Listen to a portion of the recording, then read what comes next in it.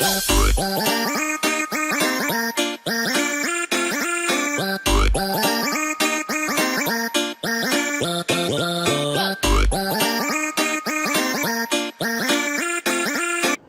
já vás vítám a dnes se ukážeme něco v bojovém výcviku ve World of Tanks.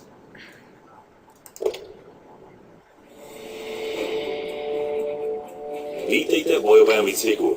Zde se naučíte ovládat váš tank a ničit nepřátelská vozidla.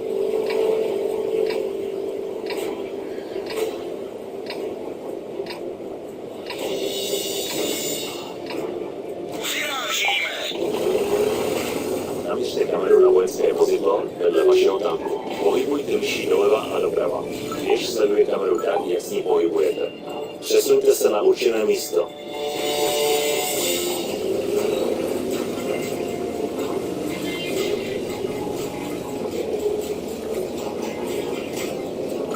Pohybujte se podél cesty. Dávejte pozor, abyste nepoškodili budovy nebo vozidlo.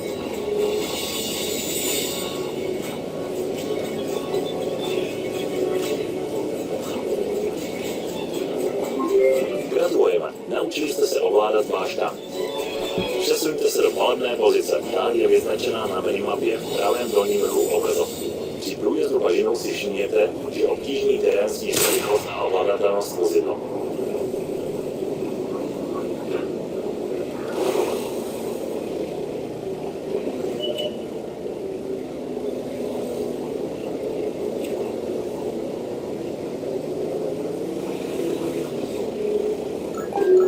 Pomocí myši zaměřte dělo na nepřítele. Když míříte přímo na nepřátelské vozidlo, bude označeno červeně.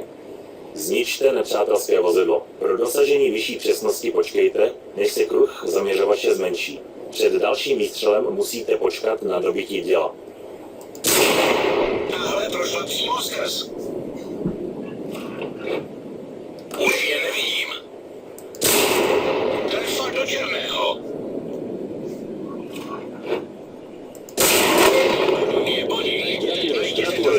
Zničili jste prvního nepřítele. Přesuňte se do palebné pozice. Je vyznačena na minimapě v pravém dolním rohu obrazovky.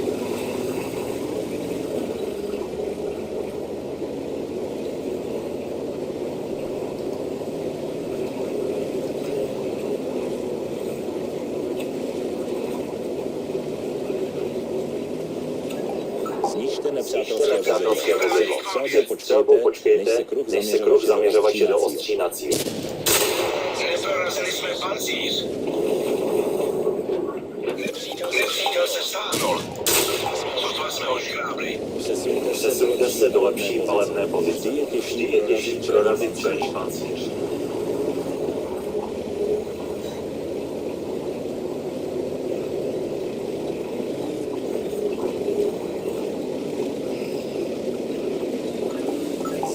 Zničte nepřátelské vozidlo. Zaměřte se na vozidlo na zadní pancíř. To jsou slabší části každého vozidla. Zapněte automatické zaměřování. Abyste se nestali snadným cílem, budete se muset v reálném boji neustále pohybovat. Zapněte automatické zaměřování pro snadnější míření za pohybu. Zničte nepřátelské vozidlo, když se pohybuje. Nyní nemusíte mít automatické zaměřování dělá práci za vás. Dobrá práce.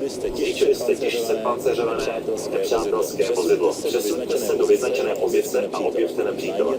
Najděte a zničte poslední nepřátelský tank. Můžete objevit pouze ta nepřátelská vozidla, která máte v dohledu. Ukryjte se v křoví, abyste utajili svou pozici. Používejte křoví a rostlinstvo, aby se váš tank dal hůře odhalit. Všimněte si, že nejedná vozidla jsou méně viditelná. Zničte nepřátelské vozidlo.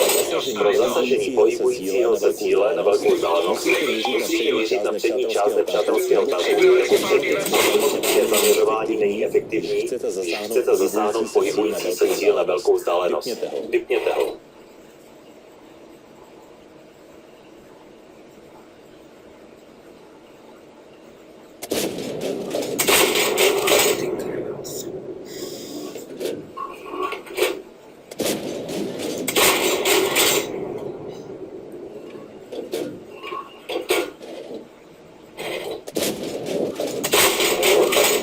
do černého.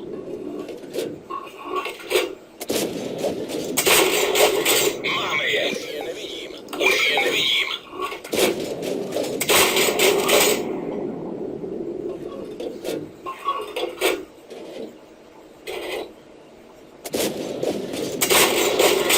Nepřátelské vozidlo zničeno. Gratulujeme. Naučili jste se ukrýt svou pozici a střílet na cíle ve velké vzdálenosti. Výcvik byl úspěšně dokončen. Takže jo, to jsme si ukázali teda něco o dokončení výcviku. Jak vidíte, je to lehký, doporučuji, abyste tím začali, když začínáte hrát tuhle hru. Takže jo, určitě dávejte odběr, like, já se s vámi loučím a čus.